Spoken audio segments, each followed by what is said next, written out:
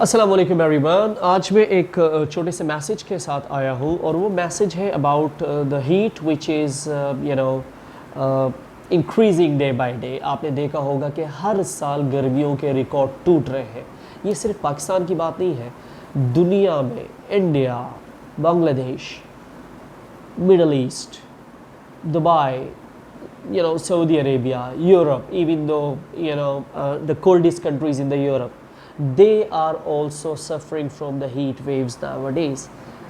गर्मियाँ हर साल रिकॉर्ड तोड़ रही है पिछले। आपने कभी सोचा है कि ऐसा क्यों है? ऐसा इसलिए है कि हमने कंक्रीट का इस्तेमाल बहुत ज़्यादा कर दिया और जो फार्म्स हैं, जो हमारी ग्रीनरी है, उसको हमने कम करना यूज़ कर दिया है। कम हो जाता है क्योंकि हम कंक्रीट बनाते हैं, सोसाइटीज़ बनाते हैं और वहाँ लोगों की रिहाइशें शुरू हो जाती हैं, या तो वैसे ही हमने अपने लिए बनाए हुए हैं बेंगलोस वगैरह, और जिससे बहुत ज़्यादा कंक्रीट बढ़ रही है, मीन्स से बिल्डिंग्स बढ़ रही है और दरख्त कट रहे हैं और ग्रीनरी कट रही है।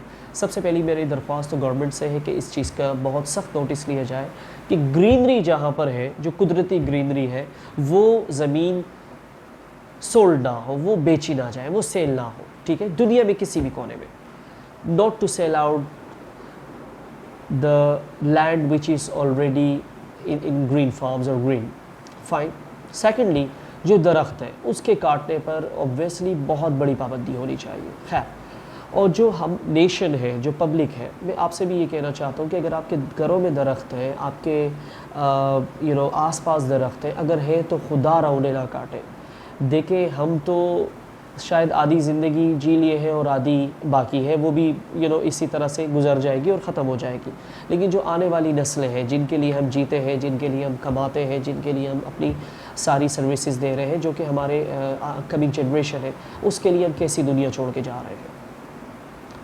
तो this is what which I want to say कि हम कंक्रीट का इस्तेमाल कम करके ग्रीनरी को बढ़ाएं, नंबर वन, और नंबर टू, कम कमाएं लेकिन एटलीस्ट जो इतनी सोसाइटीज़ ना बनाएं कि जहां हम सारी जो ग्रीन लैंड है उसको ख़त्म कर दें। ग्रीन लैंड ख़त्म करने से परिंदे ख़त्म होते हैं, परिंदों ख़त्म होने से जो ग्लोबल वार्मिंग है उस पर भी इजाफ़ा होता है।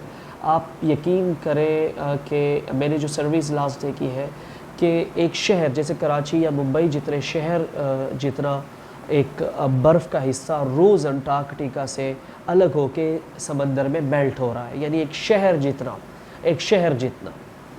तो ये रोज़ मेल्ट हो रहा है समंदर में। तो जो बर्फ़ था वो मेल्ट हो रहा है और समंदर में पानी बन रहा है। तो आप खुद सोचें कि जिस दिन ये सब मेल्ट हो जाएगा, दुनिया क्या रह जाएगी।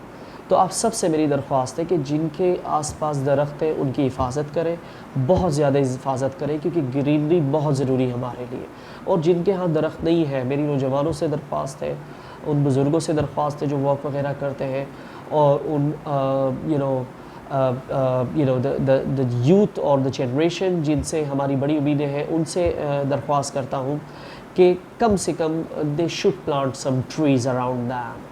जहाँ भी आपको दिखे कि ग्राउंड्स है या बहुत खुली जगह है या घर के पास जितनी भी आपके इख्तियार में जगह है, वहाँ ट्री लाजमी प्लांट करें, लाजमी ट्री प्लांट करें।